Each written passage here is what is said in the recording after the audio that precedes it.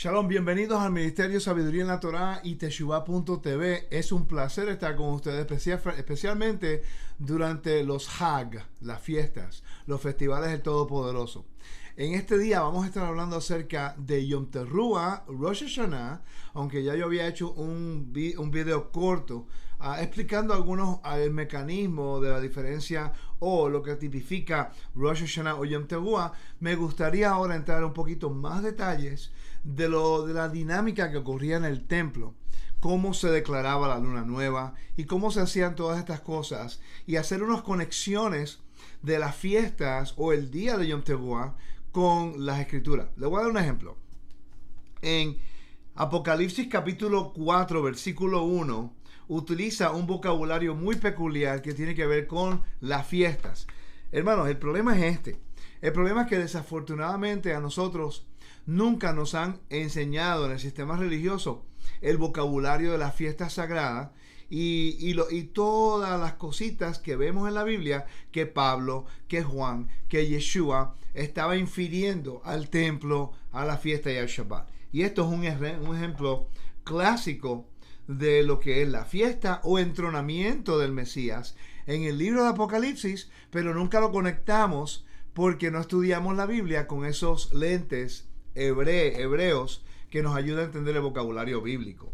En Apocalipsis capítulo 4 versículo 1 dice de esta forma: después de esto miré, y aquí que una puerta abierta en el cielo, y la primera voz que oí como de trompeta habló conmigo y dijo: sube acá y yo te mostraré las cosas que sucederán después de estas. Ok, usted dirá, pero Rico, ¿qué tiene que ver fiestas con ese versículo? No lo entiendo.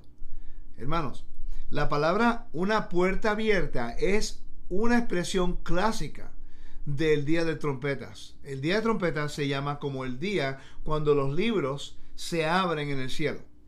¿Ok? Y es el día, por eso que se dice que seas inscrito en el libro de la vida, y por los 10 años entre medio del día de Yom Teruah a Yom Kippur se dice que seas sellado en el libro de la vida. Otro ejemplo de eso, la puerta abierta y el sonido de trompeta. Y si continuamos leyendo el capítulo 4, 5, 6, 7 al 10 son capítulos de entronamiento. Ese es el entronamiento de Yeshua como nuestro Rey que vendrá en las nubes, y eso ocurrirá a la venida del Mesías en un jubileo durante estas fiestas. Hay un tiempo escogido, unos sazones específicos. Ahora, el día y la hora nadie lo sabe, y eso lo vamos a explicar el porqué. Ok, vamos a Efesios capítulo 1 versículo 13 al 15. Ok, y dice: en él también vosotros, habiendo oído la verdad, la palabra de verdad, el evangelio de vuestra salvación, y habiendo creído en él, fuisteis sellados con el Espíritu Santo de la promesa, que es las arras de vuestra herencia, hasta la redención de la posesión adquirida. Ok, eso es un vocabulario de los días entre Yom Teruah y Yom Kippur, porque dice que han sido sellados hasta el día de la redención. Y la expresión día de la redención es otra expresión idiomática que se utiliza para las fiestas, que habla acerca de Yom Teruah y Yom Kippur, entre esos días. Porque Pesach es para redención individual y Yom Kippur es para una redención colectiva. Y eso es lo que tenemos que nosotros seguir compartiendo y tratando de explicar. Es el contexto, las expresiones idiomáticas de las fiestas en las escrituras. Permiso. Vamos nosotros ahora a explicar un poco más acerca del mecanismo del día de Yom Teruah en el templo, para que podamos tener un panorama más amplio acerca de dónde provienen muchas de estas rituales y cosas que se practican en el judaísmo, que ahora muchas personas se confunden. Hermanos, la confusión entra porque nosotros no estamos educados en la mentalidad hebraica. Entonces nos podemos leer artículos aislados acerca de lo que es pagano, lo que no es pagano, Y de repente lo ponemos todo bajo el mismo lugar, cuando en realidad muchas de las cosas provienen del templo. Y eso es lo que me gustaría a mí hablar acerca de eso hoy. Y vamos a cubrir también los nombres y lo que significa esas cosas, pero quiero darle un background más amplio. Este estudio va a ser más como de una hora y media, no sé exactamente, lo más que yo pueda cubrir, pero me gustaría tener el tiempo de poder cubrir estos temas para que sirvan de educación en el futuro a otras personas que van entrando a Teshuvah y a sabiduría en la Torah. Ok, vamos a comenzar en el PowerPoint, Yom Teruah, y vamos a hablar acerca de lo que es la fiesta de trompeta, el día, perdón, Yom, día, Teruah, de sonar el shofar. ¿Por qué se hace? ¿Cuál es el propósito de esas cosas? La imagen del templo es sumamente importante porque solamente los sacerdotes podían tocar el shofar para anunciar las fiestas. Ahora, como no hay templo, pues todo el mundo lo hace para anunciar, pero en realidad durante el templo eran los sacerdotes los que lo hacían y nadie más podía hacerlo. Y en ciertos tiempos, en ciertos lugares nada más podía hacerlo. En Jerusalén, fuera de la ciudad de Jerusalén, era muy difícil, al menos que podía escuchar y ver el templo. ¿Ok? Podemos hablar acerca de eso. Las lecturas de la Torah para Yom Teruah, el día de trompetas, son 2 días y vamos a explicar por qué. Las lecturas para el día de hoy vendría siendo Génesis 21, del versículo 1 a 34. Es interesante que ellos leen el Akeida, lo que es Isaac llevando la Moriah, Abraham llevando a Isaac a la montaña Moriah para hacer la ofrenda. Y el segundo día de Yom Teruah es el capítulo 22 de Génesis, y vamos a explicar porque son 2 días en un minuto. El Maftid es la porción extra que se lee en ese día, es el número 29, versículo 1 al 6. La sección de los profetas es 1 Samuel, capítulo 1, versículo 1 al capítulo 2, versículo 10. Y la de Brit Hadashah, del pacto renovado, es 1 Tesalonicenses, capítulo 4, versículo 13 al 18. Y también vemos nosotros que se leen salmos. El Salmo 81, que es el Salmo de la Luna Nueva, y el 47, que es un Salmo de entronamiento. Un Salmo de entronamiento que lo vamos a leer un poco más tarde. Yo espero poder tener tiempo de leerlo. Si no, pues ya tienen una idea de las lecturas. Y para Shabbat Teshuvah, que es el sábado que viene, el sábado que está entre medio de Yom Teruah y Yom Kippur, se llama el Shabbat de retorno. Es el Shabbat de arrepentimiento, cuando todo el pueblo de Israel se une como un pueblo, una voz, un corazón y un sentir para traer arrepentimiento a lo que es un Teshuvah masivo. Y se citan los Selijot, los salmos y las canciones de arrepentimiento y las oraciones de arrepentimiento. Y son 10 días. Entre el día de Yom Teruah al día de Yom Kippur son 10 días. Y eso tiene que ver mucha importancia porque el libro de Apocalipsis habla acerca de esto y también en el libro de Daniel. En el día de Shabbat Shuvah, yo creo que muchos de ustedes van a encontrar esto bien interesante porque lo que se lee es el libro de Oseas, capítulo 14, de versículo 2 al 10. Y todos entendemos que el libro de Oseas tiene que ver con la restauración de las 10 tribus de Israel regresando y el plan de restauración. Se lee también Miqueas, capítulo 7, versículo 18 al 20, y Joel, capítulo 2, versículo 15 al 27. El Salmo 47 es un salmo de coronación. Cuando un rey de Israel tomaba el trono, todas las personas aplaudían con las manos, y el Salmo 47 habla acerca de eso. Vamos a leer unos versículos cortos acerca de eso, para poder nosotros hacer una conexión. Dice: pueblos todos, batid las manos, aclamar a Elohim con voz de júbilo, porque Adonai el Altísimo es temible, Rey grande sobre toda la tierra. Él someterá a los pueblos debajo de nosotros y a las naciones debajo de nuestros pies. Todo eso es vocabulario de entonación. ¿Okay? Él nos elegirá nuestras heredades, la hermosura de Jacob, el cual amó. Subió Elohim con júbilo, Adonai con sonido de trompeta. Cantar a Elohim, cantar a nuestro rey, cantar, porque Elohim es el rey de toda la tierra. Cantar con inteligencia. Reinó Elohim sobre las naciones, se sentó Elohim sobre su santo trono. Los príncipes de los pueblos se reunieron como el pueblo de Elohim de Abraham, porque Elohim son los escudos de la tierra. Él es muy exaltado.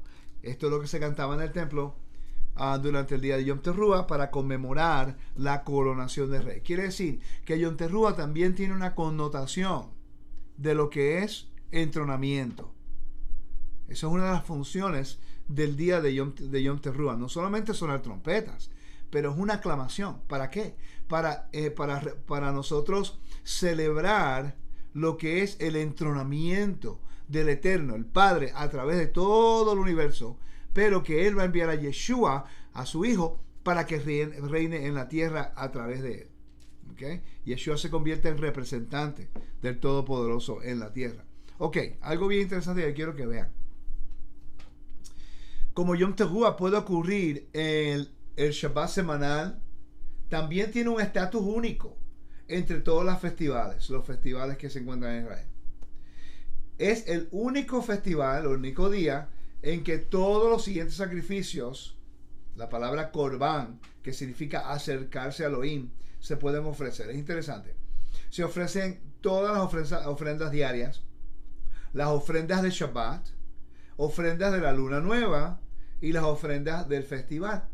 Había mucho trabajo en el templo que hacer, porque no solamente eran las diarias, en los días regulares pues se hacían las diarias. En el Shabbat se hacían las diarias y el Shabbat. En la luna nueva se hacían las diarias, y si la luna nueva caía en el Shabbat se hacía también esa. Pero esta observancia es donde caen todas unidas, porque Yom Teruah es un día diario, cae como un Shabbat especial, también es una luna nueva y es un festival. Y es un día especial. ¿Ok? Y es algo bien peculiar que tenemos que recordar, que se ofrecían sacrificios en el templo. Y eso ocurrió 40 años después que Yeshua murió y resucitó. Porque cada vez que se guardaba la fiesta todos los años, eventualmente 40 años, va a caer en un Shabbat, o el día se convierte en un Shabbatón especial y se tienen que hacer todos esos sacrificios. ¿Ok? En Números capítulo 29, versículo 1 al 6, dice: en el séptimo mes, el primer del mes, observarán una ocasión sagrada. No trabajarán en sus ocupaciones, lo observarán como día de sonar la trompeta. Presentarán una ofrenda quemada de olor grato a Elohim, un toro de la manada, un carnero, 7 carneros de un año, sin tacha. La ofrenda de comida con ellos, harina selecta mezclada con aceite, será 6 kilos por el toro, 4 kilos por el carnero, 2 kilos por cada uno de los 7 corderos. Estamos viendo todos los tipos de sacrificios que se hacían en ese día para lo que era Yom Teruah, el día de trompetas. Recuerden que ellos guardaron Yom Teruah 40 años después que Yeshua murió y resucitó. Quiere decir que estos sacrificios todavía se llevaban a cabo. Y era un mandamiento, los discípulos tenían que subir. Estaban en Jerusalén. ¿Okay? El versículo 5 dice: y habrá un chivo para ofrenda por el pecado, para hacer expiación en favor de ustedes, en adición a la ofrenda quemada de la luna nueva, con su ofrenda de comida, y la ofrenda quemada regular con su ofrenda de comida, cada una con su libación según lo proscrito, ofrenda encendida o lo grato a Elohim. Por cierto, las libaciones solamente se llevaban a cabo en el templo. No podemos celebrar libaciones fuera del templo. Muchas personas lo hacen en Latinoamérica, a través del mundo. Ellos piensan: vamos a hacer una libación. Si no se hace en un altar, eso es una abominación, porque él tiene que hacerlas, son santas, y solamente los sacerdotes pueden hacerlo. Cuando el templo estaba establecido, solamente ellos podían hacer eso.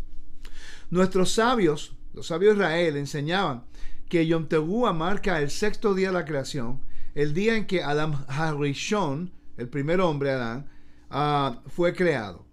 El lugar en particular no era otro que lo que vendría a ser conocido como el Monte Moriah. Eso de acuerdo a la tradición y los estudios de los rabinos, que ellos piensan que en ese día fue cuando Adán fue creado y ahí comenzó todo. Y es interesante porque si nos ponemos a meditar en lo que es el pecado, estamos contando los jubileos. Yom Teruah es un día muy especial. No solamente es el día de trompetas, es el día de aclamación, es el día de entronamiento, pero también, de acuerdo a lo que los rabinos conocen, ellos piensan que ahí fue donde fue la creación, ¿okay?, del hombre. Entonces estamos viendo que podemos decir que Adán y Eva, pues cuando hicieron expiación, o le hicieron expiación, puede haber sido en el Yom Kippur. Ahí comienza. La Biblia no lo dice. Estamos especulando un poquito aquí, pero usando un poquito en este caso la lógica. Porque algo, nada viene de lo nada, ¿no? Entonces vemos que cuando Adán y Eva, el Eterno, pues los vistió, no dice que hizo un sacrificio, pero la lógica dice que eran de animales, pues es posible que haya, que hubo una muerte de un animal para que pudiera ser cubierto con las vestimentas. Pues pudiera haber sido eso, como un Yom Kippur, para hacer expiación, cubrirlos y exiliarlos para que no entraran al jardín, y que Yeshua, cumpliendo el requisito de lo que hacer el Yom Kippur para nosotros, ¿ok? Que ahora pues eso nos permite entrar, hemos sido revestidos con el honor del Padre para tener acceso al reino, para entrar de nuevo al jardín. Algo, una hipótesis que estoy tratando de traer, conectando todos los puntos que estamos haciendo. Generalmente yo no hago eso, pero en este caso se abre la oportunidad para hacerlo porque estamos hablando de creación. Ok, recuerden que el día de Yom Teruah es importante porque aquí, Yom Teruah, Yom Kippur y Sukkot, esos 3 días, esas 3 observancias que vemos nosotros, el día de trompeta, el día de expiación y tabernáculos, sirven y se llama la expresión Rosh Hashanah, la cabeza del año. No significa nuevo año, significa cabeza del año. ¿Por qué? Cuando una persona celebra enero 1 como el nuevo año secular, que es pagano por cierto, entonces todo el mundo dice en enero 15, enero 20, estamos al principio del año. Quiere decir que enero se convierte en el calendario secular la cabeza del año. Tishri bíblicamente ahora se convierte en la cabeza, Rosh, cabeza, Hashanah, del año. Porque en ese año es cuando hay tantas cosas que ocurren que ayudan a entender el propósito profético del Todopoderoso. Y ahí donde se empiezan a contar los jubileos, que es el contar de los 120 jubileos de la humanidad, 6,000 años. Comienza de Génesis hasta cuando venga el Mesías y después el año milenial, que son 1000 años, ¿no? El año milenial. Continuamos. Dice, el lugar en particular no era otro que lo que vendría a ser conocido como el Monte Moriah.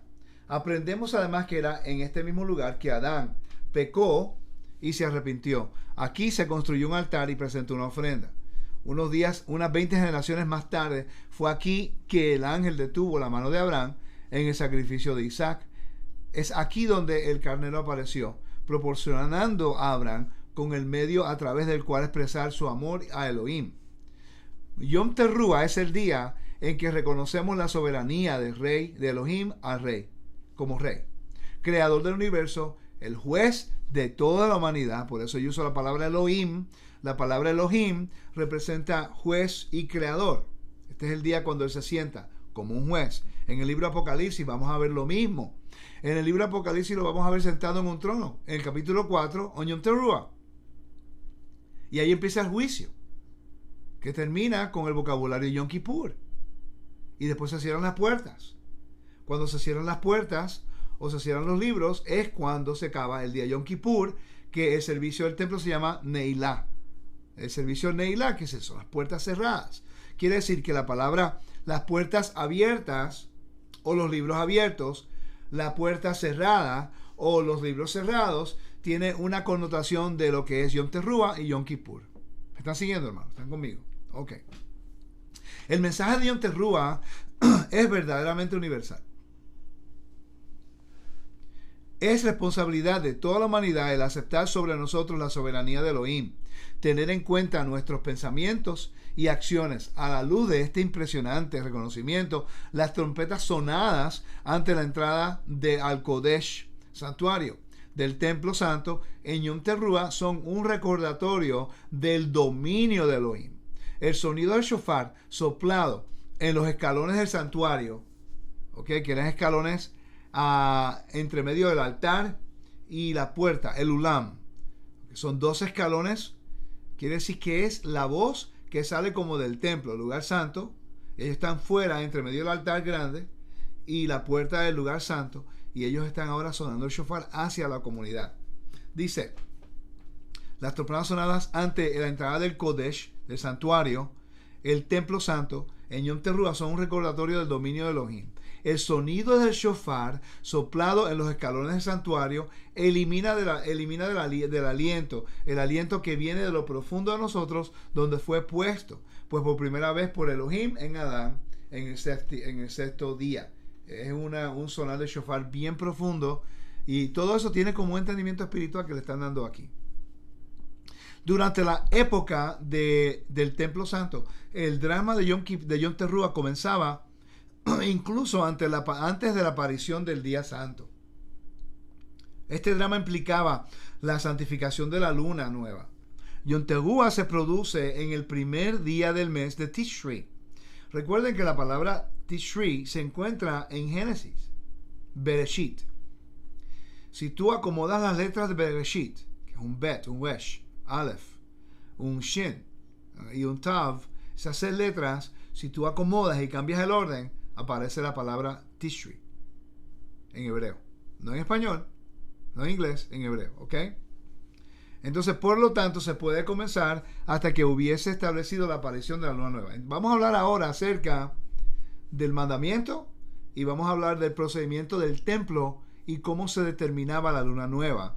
A ver si es que se alinea lo que ahora el mesianismo, las raíces hebreas están haciendo, que ellos quieren determinar la luna de Puerto Rico, República Dominicana, de Costa Rica, de estos lugares. Sí podemos verla de nuestros países para practicar como memorial, pero como he hablado anteriormente, requiere unos sacrificios. Quiere decir que es un memorial. Estamos observando el memorial de recordatorio de cómo se hacía, pero ahora quiero que entendamos cómo lo hacían en el tiempo del templo. La luna tiene que ser verificada de Jerusalén. ¿Ok? Es interesante que este año la luna nueva de Yom Teruah cae exactamente de acuerdo al calendario que se está establecido ahora mismo en Israel. Claramente la matemática de ellos estuvo correcta. ¿Ok? Entonces vamos a seguir hablando aquí. El mandamiento de declarar la luna nueva y establecer su aparición para todos los hijos de Israel fue el primer mandamiento recibido por los hijos de Israel. E incluso antes de que salieran de su esclavitud de Egipto, Éxodo 12:2, puede parecer irónico que Elohim, el Rey del Universo, llamaría a su pueblo a determinar, por decirlo así, en qué día él mismo creó el universo. Por esto es, de hecho, lo que Elohim, por su amor por su pueblo, hizo. Confió a los hijos de Israel como socios en el mantenimiento del perfeccionamiento de su creación. Ok, 2 testigos que hubiesen visto la aparición de la luna nueva se requerían para testificar ante el Gran Sanedrín, que se reunía en la cámara de piedra tallada, que es la casa o el edificio de Aptinas, en el sureste del templo,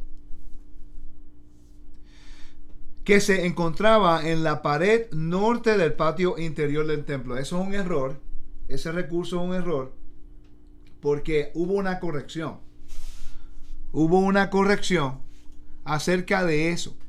En unos argumentos, mi maestro y los líderes del templo en Jerusalén pudieron corregir ese error en la Mishnah que ocurrió, comparando la información y la falta de entendimiento de una evidencia arqueológica y también histórica, y ahora pudieron encontrar el lugar donde se encontraba, que es en el sureste, en el edificio de Aptinas. ¿Ok?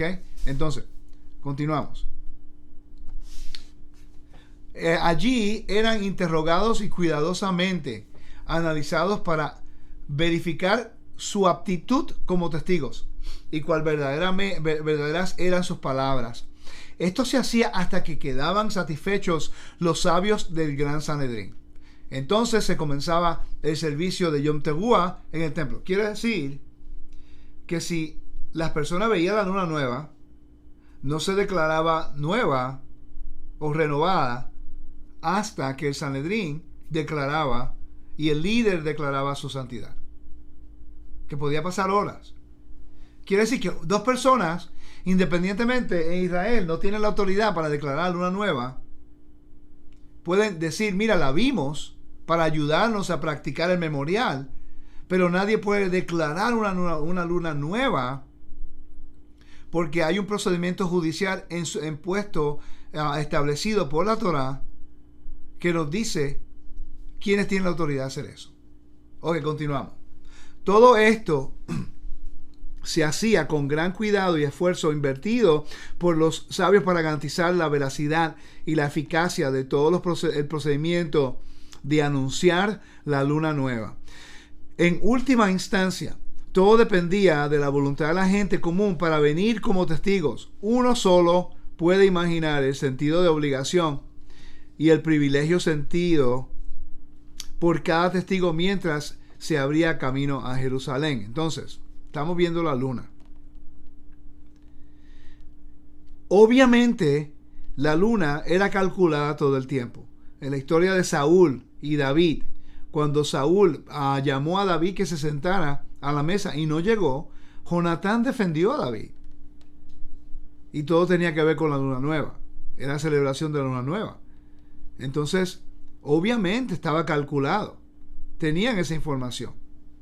Lo que necesitamos son los testigos. Entonces hay un mecanismo que tenemos que entender. Está lo que es mirarla, verla, después los testigos y después el procedimiento. Si no se encuentra ninguno de esos tres mecanismos y la declaración, los cuatro, no es luna nueva, aunque es luna nueva. Legalmente hay un procedimiento que se tiene que establecer. Continuamos. Después de la destrucción del templo, el Sanedrín se trasladó a la ciudad de Yavne, donde recibiría el testimonio de los dos testigos de la luna nueva. El Talmud cuenta que Rabán Gamaliel muestra las imágenes de la luna en diversas etapas de su curso mensual. Quiere decir, cuando llegaban a Jerusalén, lo llevaban a un lugar en el templo, donde ellos podían entrar, y ahí ellos tenían que mirar unas fotos, o en este caso unas pinturas de las fases de la luna, para que los testigos le dejaran saber al Sanedrín en qué fase lo vieron. El procedimiento era bastante cauteloso, ¿no? El sacerdote en el tiempo del primer templo y también al principio del segundo, pero en el área del primer siglo ya no era el sumo sacerdote que hacía esto, era el líder del Sanedrín. Podía haber sido Gilel o podía haber sido Shammai, uno de los dos, siempre y cuando eran los líderes. ¿Ok? El sacerdote usaba las imágenes cuando se interrogaba a los testigos con el fin de determinar la veracidad de su testimonio. Aunque esta escena retrata el Sanedrín en Yavne después de la destrucción del templo, que sin duda representa escenas similares que se produjeron todos los meses durante cientos de años dentro del Sanedrín que estaba sobre el monte del templo. ¿Por qué entonces se hacía todavía el reconocimiento de la luna después de la destrucción del templo? Porque el mecanismo requería el templo o el Sanedrín o el templo. ¿Ok? Entonces el templo fue destruido y el Sanedrín todavía estaba establecido. Quiere decir que la autoridad jurídica todavía existía. Después de la destrucción del templo y cuando los romanos exiliaron a los judíos de Israel, ahí fue cuando salió el calendario que tenemos ahora, que es calculado, porque no había ninguna de las dos partes del mecanismo. No se encontraba ni el templo ni el Sanedrín. Entonces, si no se encuentra el templo ni el Sanedrín, ya no hay el mecanismo judicial que puede testificar de la veracidad de la luna. Entonces, pues ahí fue cuando ellos decidieron, para crear un orden y unidad en la dispersión entre todos los judíos de todo el mundo donde se encontraban, pues establecieron el calendario que tenemos hoy. ¿Por qué? Porque no se encontraba, vuelvo y repito, el mecanismo judicial que tenía la autoridad de determinar la luna nueva, que de ahí partía las fiestas de primavera y también de otoño.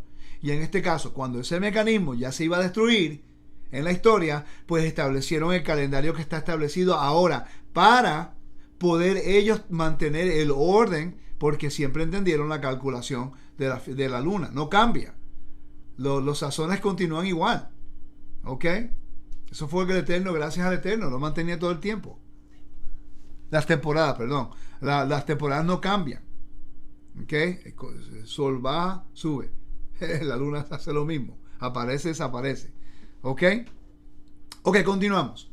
Durante la época del Sanedrín,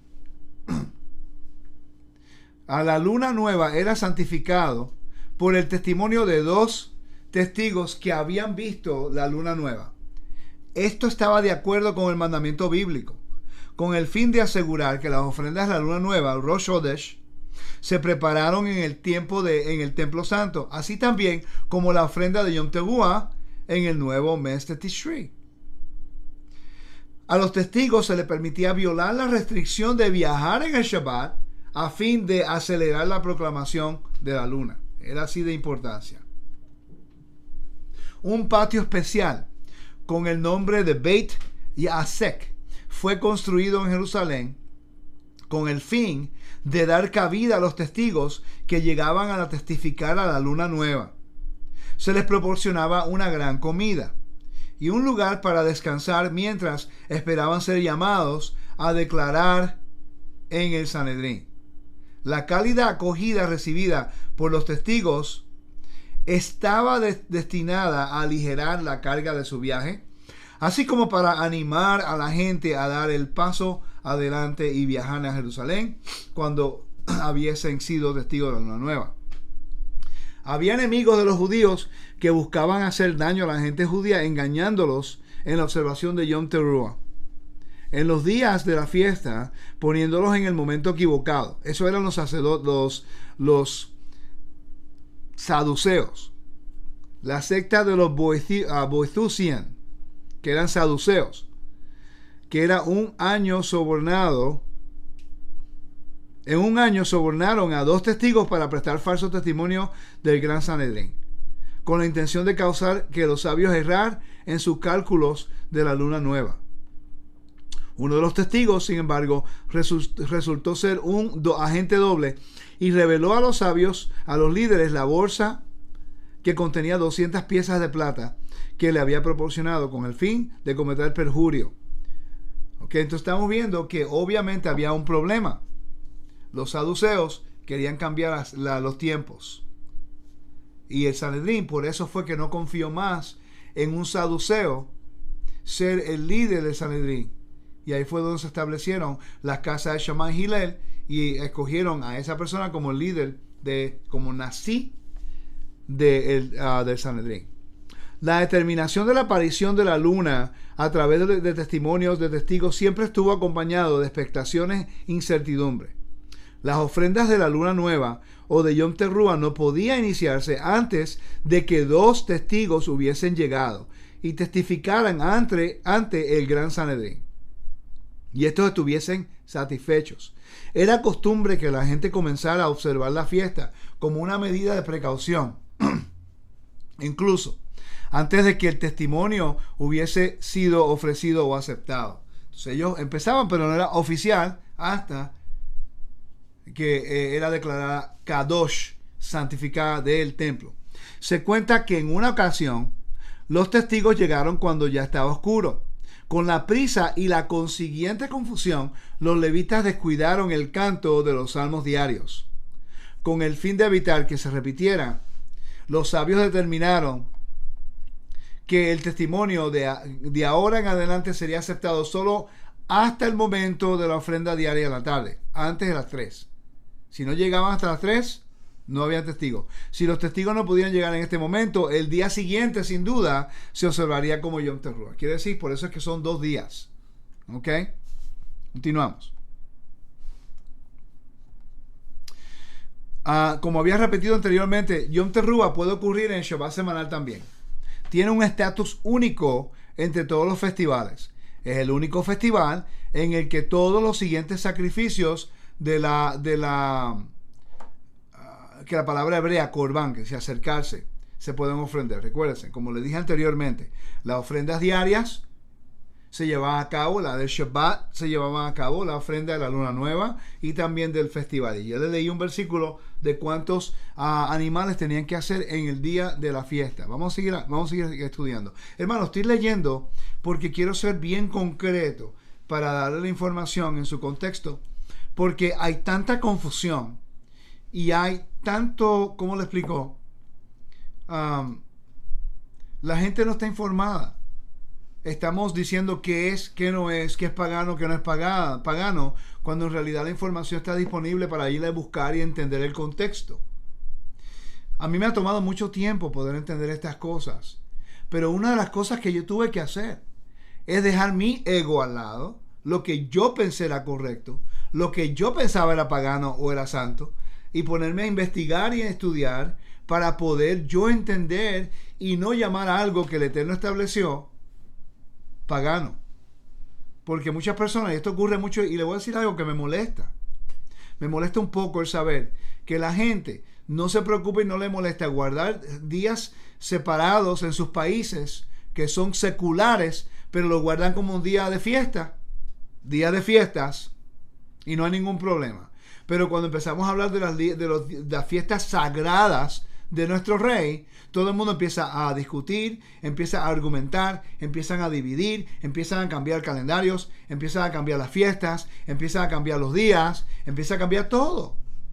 Y la mayoría de las personas que cometen estos errores, la mayoría, hermanos, ninguno estudia el templo con detalle o ni se preocupa en investigar la información con más detalle, sino que aprendemos algo nuevo y llevamos nuestra mentalidad que sacamos del sistema religioso y lo volvemos y lo metemos acá. Hermanos, seamos pausados. Vamos a ser sobrios. Vamos a tomar el tiempo a investigar antes de empezar a juzgar y a dividir y a llamar a nombre y decir esto.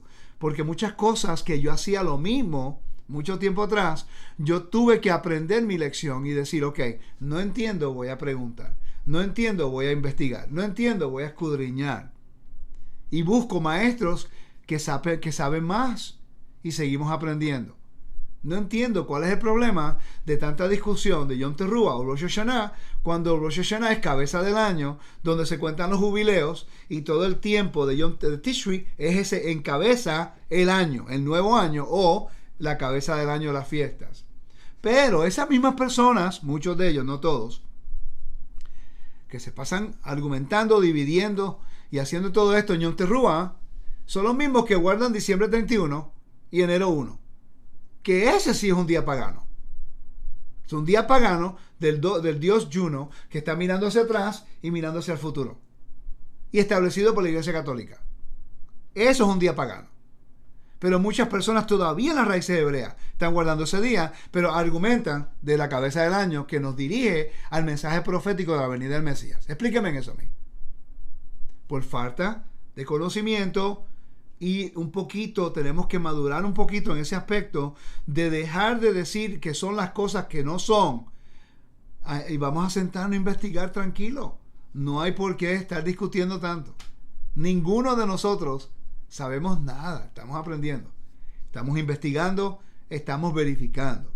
Y muchas personas tienen un argumento de algo sin investigarlo. A mí me he llamado hasta hereje, porque quiero compartir lo que estoy aprendiendo. Pero la persona que me llama hereje no tiene ni la motivación del tiempo para ir a investigarlo, sino que pues está juzgando de acuerdo, pues, como aprendimos en la iglesia cristiana, que todos eran impíos y todos eran paganos. ¿Ok? Vamos a continuar, hermanos.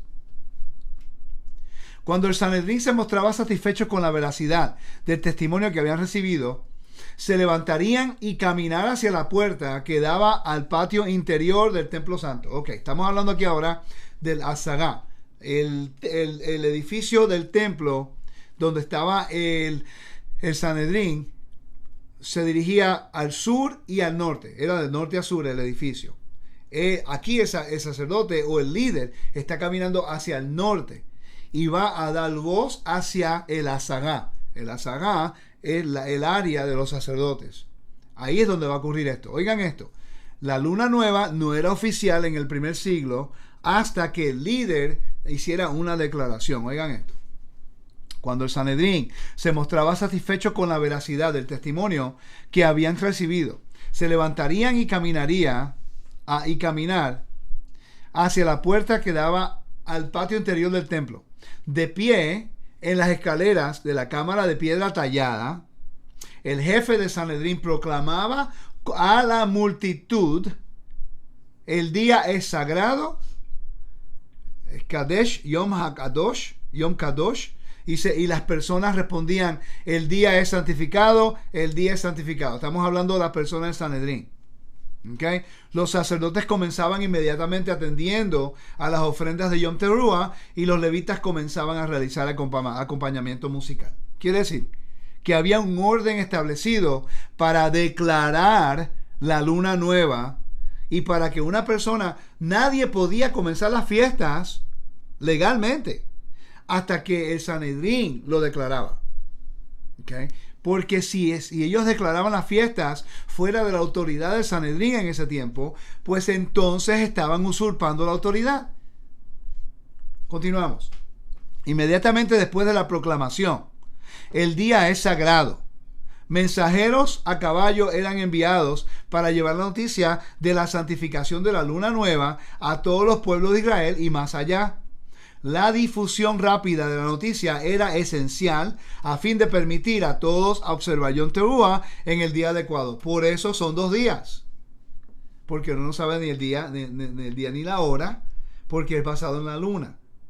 ¿Okay? Eran 2 días para que le permitiera a los dispersos de Israel en las naciones que llegara el mensaje de la luna nueva. ¿Okay?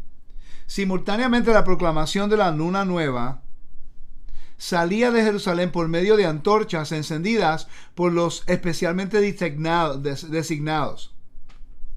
Equipos de relevo que estaban ubicados estratégicamente en lugares cimas de las colinas usando este método. La noticia podía transmitirse rápidamente hasta llegar a las comunidades judías de Babilonia y Persia. La velocidad era esencial con el fin de permitir a todos observar Yom Teruah y los siguientes días en sus momentos adecuados. Pregunta: ¿cómo ellos sabían cuándo tenían que pararse en la loma y en la colina?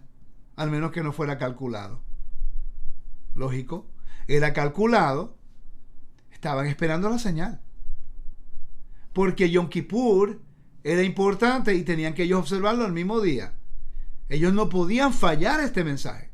Entonces, cuando las antorchas eran levantadas, eso llegaba, entonces es la luna nueva. Ahí era cuando, por cierto, yo llevo a mi gira en Israel a esos lugares. Hay un lugar cerca de Itamar donde la montaña es alta y ahí era donde una de las antorchas se ponía. ¿Ok? En Israel. Entonces, estamos viendo que ahí era cuando los saduceos también, ellos ponían el fuego un día antes para que la gente se confundiera. Algunos, no todos los saduceos, pero algunos de ellos. ¿Ok? Continuamos. Se encendían las antorchas que significaban la aparición de la luna nueva. La primera estación a lo largo de la ruta era Har Hamishha, el monte de untar, o que se llama el monte de los olivos. La ruta procedía al noreste con el fin de llegar a la ciudad de Babilonia de Pum Bendita, que fue un importante centro de la vida judía. Yom Teruah marcó no solo el año nuevo jubileo, oigan esto, el año nuevo jubileo. Por cierto, ¿sabían ustedes que el shofar solamente se podía soplar en Yom Kippur, el día de expiación, solo en el jubileo? Ahora se suena todo el tiempo porque no hay templo, porque no sabemos cuándo es que la venida del Mesías. Obviamente ya no estamos reconociendo los jubileos, porque no perdieron el conteo, sino que no están llevándolo por alguna razón u otra. Pero en el templo solamente en Yom Kippur era cuando se sonaba el shofar, porque el shofar en Yom Kippur representaba jubileo, pero también se hacía en Yom Teruah. Pero si conocemos las fiestas, sabemos la diferencia de Yom Teruah a Yom Kippur. ¿Ok? Porque no va a haber un Yom Kippur si no hay Yom Teruah. ¿Me están siguiendo? Ok, continuamos.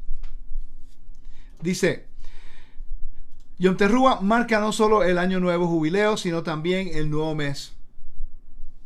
En Yom Teruah, el Rosh Hodesh, la luna nueva, las ofrendas se realizaban en el templo. Primero, seguido de las ofrendas de Yom Teruah. La presentación de la ofrenda comenzaba en el momento que la luna nueva era proclamada por el gran Sanedrín. Y por eso tenían que hacerse de día, porque no podían hacer sacrificios de noche. Era ilegal. Las ofrendas de Rosh Hodesh consistían en 11 animales, 2 novillos, un carnero, 7 ovejas de un año y una cabra. Traer el macho cabrío por el pecado era el punto focal del día. Quiere decir que Rosh Hodesh, la luna nueva, eran 11 animales. Esos son, no estamos incluyendo los a diario, solamente de Rosh Hodesh. Vuelvo y repito, hermanos. Vuelvo y repito. Si el templo estuvo vigente 40 años después que Yeshua murió y resucitó, quiere decir que cada luna nueva, desde que Yeshua murió y resucitó, hasta que el templo fue destruido, ellos estaban sacrificando 11 animales cada Rosh Hodesh, más los animales de la fiesta, más los animales del Shabbat, más los animales diarios. Pero a nosotros nos dijeron que todos los sacrificios fueron abolidos. Por cierto, Pablo celebró Pentecostés. Él no podía celebrar Pentecostés si no se declaraba la luna nueva en Nisan o Aviv, que incluía 11 animales, para que él pudiera contar a Pesach, para que él pudiera contar después de 50 días a Pentecostés. Quiere decir que el argumento de que los sacrificios fueron abolidos no es válido, porque la evidencia cuando comenzamos a estudiar estas cosas es bien clara. 40 años después que Yeshua muere y resucita, ellos continúan guardando las fiestas y había un templo vigente que habían sacrificios. ¿Ok? Seguido de la ofrenda diaria, también se traen las ofrendas de Rosh Hodesh. Y se traen también las ofrendas de Yom Teruah. Estas incluyeron 10 animales, un novillo, un carnero, 7 ovejas de un año y una cabra. 11 más las diarias, más 10 animales más. Bastante animales, ¿no? Con trompetas y sonidos de shofar suenan la alarma ante Elohim, el rey. Salmos 98:6. Yom Teruah es conocido como el día de sonar el shofar. En el templo santo, esto era hecho por el sonido del shofar chapado en oro. Era un shofar de carnero chapado en oro y las trompetas de plata. Eran dos tipos. Un shofar enchapado de oro, pero el shofar no era el largo, era el corto del carnero. ¿Okay? Y las trompetas de platas. Son dos diferentes sonidos de trompeta. ¿Okay? La imagen de arriba, tenía una imagen que tuve que remover, muestra un sacerdote de pie en las escaleras que conducen al Kadosh, al santuario, sonando el shofar. ¿Okay? A cada lado habían 2 sacerdotes con las trompetas de plata. Entonces, Salmo 47, versículo 6, dice: canten a Elohim, canten a nuestro rey, canten.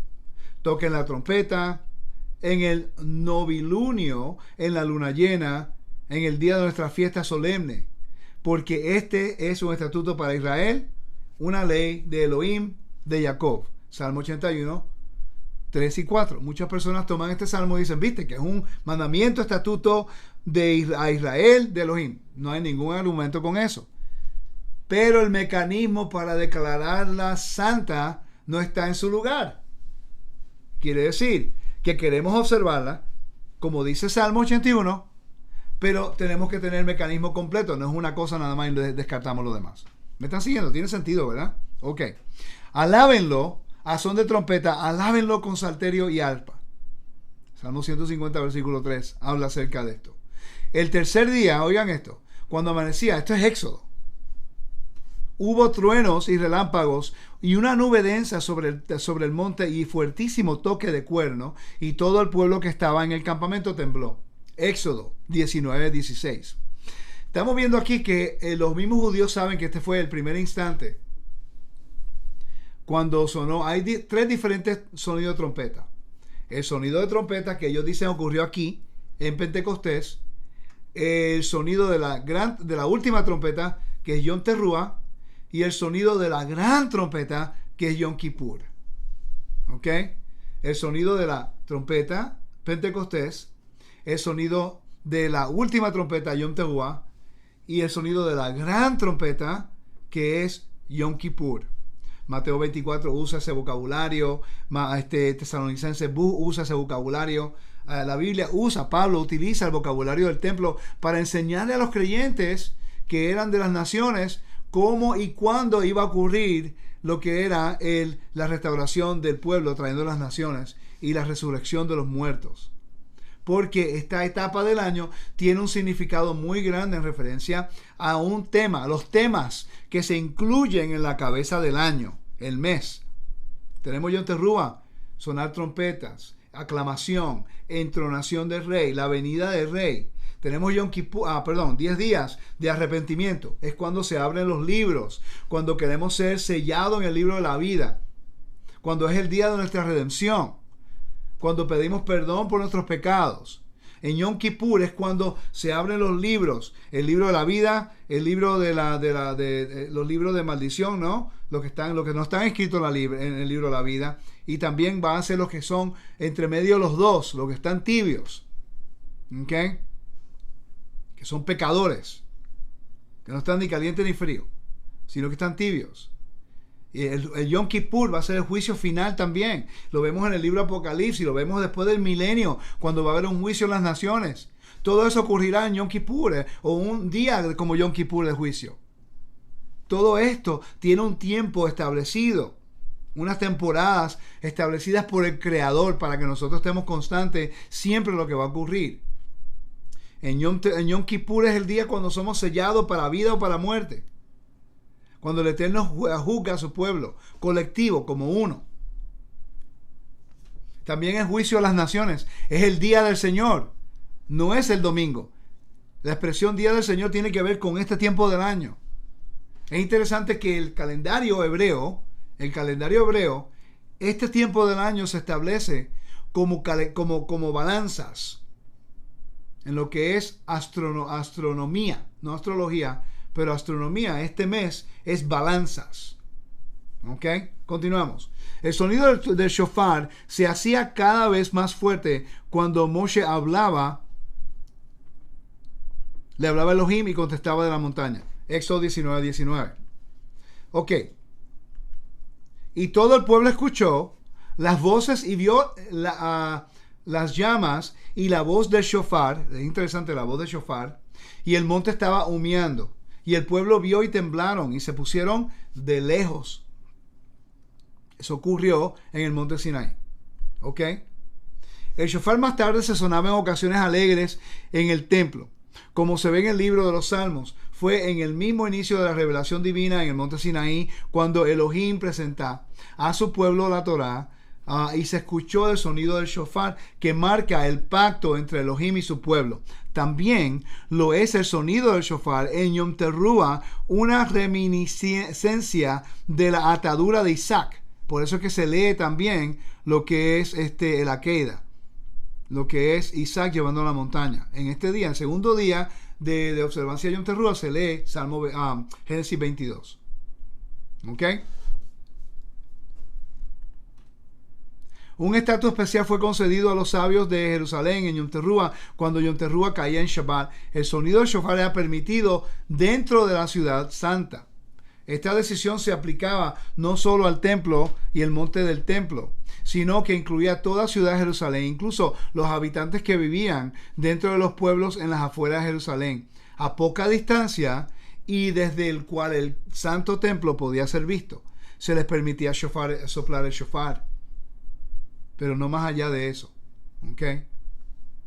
Cuando llegaba el séptimo mes, todas las personas se reunían juntos como un solo hombre en el lugar abierto que era antes de la puerta de agua. Como le dije anteriormente, en el edificio sur, el Beraptinas, que yo he cubierto en uno de mis estudios del templo, y en Nehemías capítulo 7, versículos 72-81, habla acerca de eso. Tras el regreso del exilio de Babilonia, una campaña de un mes de duración para arrepentimiento se inició por Esdras y Nehemías en Yom Teruah. Y vemos todo esto. Por cierto, los retornados se reunieron en el patio del templo reconstruido. Y allí Esdras leyó en voz alta de un rollo de la Torá. Cuando la gente oyeron las palabras de la Torá, se recogió un remordimiento y comenzaron a lamentarse. Esdras y los levitas pararon los gritos diciendo: este día es sagrado para el Eterno, dejen el luto y dejen de llorar. Isaías 18, versículo 3 dice: todos ustedes que viven en el mundo, que habitan en la tierra, cuando se levante una bandera en las colinas, tomen nota. Cuando se toque el shofar, hagan caso. ¿Qué bandera están hablando ellos? La señal de la luz de Yom Teruah que se dirigía a todo el pueblo que estaba en la dispersión. Eso es, ¿cómo se dice? Un poste de libertad. Por eso es que se hacía, que se levantaba una bandera cuando se anunciaba la luna nueva. Era un recordatorio de la libertad que el Eterno nos va a brindar a nosotros en el futuro, en un Yom Teruah en el futuro, cuando el Mesías regrese como rey en la tierra. Nuestro Elohim y el Elohim de nuestros padres suena el gran shofar por nuestra libertad. Este es lo que se ora todos los días. En el judaísmo se llama Kibbutz Galiyot. El Kibbutz Galiyot, que se llama la restauración de los exiliados. Dice: suena Elohim y Elohim de nuestros padres. Suena el gran shofar por nuestra libertad. Levanta un estandarte para reunir a nuestros exiliados y reúnenos desde los cuatro confines de nuestra tierra. Llévanos a Sión, tu ciudad, con alegría, y Jerusalén, tu santo templo, con alegría eterna. Quiere decir que la oración que se hace todos los días, 3 veces al día, tiene que ver con lo que es la restauración del reino. Y por eso es que simbólicamente, proféticamente y bíblicamente las fiestas son tan importantes, porque apuntan a Yom Teruah como el día. ¿Por qué? Porque en ese día es una luna nueva, en la cabeza del año, cuando se empezaba a contar para los jubileos, que es libertad. Quiere decir que eso tiene que ocurrir en Yom Teruah. Si eso es así, los eventos de Apocalipsis capítulo 1, versículo 1, toman lugar en un Yom Teruah. Si leemos Apocalipsis capítulo 1 y entendemos esto, que ellos levantaban un estandarte con una luz para dejarle saber a todo el mundo acerca de la libertad y acerca de lo que era la luna nueva que contaba Yom Teruah, el contar de los años, y la libertad es un jubileo. Quiere decir que aquí vemos en el capítulo 1, versículo 4, que le escribe las 7 iglesias y dice, voy a leer la última parte del versículo 4. Dice: a los 7 espíritus que están delante del trono, y a Yeshua el Mesías, testigo fiel, el primogénito de los muertos y el soberano de los reyes en la tierra, que nos amó y nos liberó de nuestros pecados por su sangre. Vocabulario de libertad. Y nos hizo reyes y sacerdotes para nuestro Elohim, su Padre, y a él sea la gloria, el imperio por los siglos de los siglos. Dice: he aquí, oigan esto, he aquí que viene con las nubes, y todo ojo le verá, y lo traspasaron, y los que le traspasaron, y todos los linajes de la tierra harán lamentación por él. Amén. Quiere decir que esto ocurre en la segunda venida del Mesías, que ocurre en Yom Teruah. Vamos a regresar próximamente con la segunda parte de nuestro estudio Yom Teruah, Rosh Hashanah, su contexto profético y también su observancia.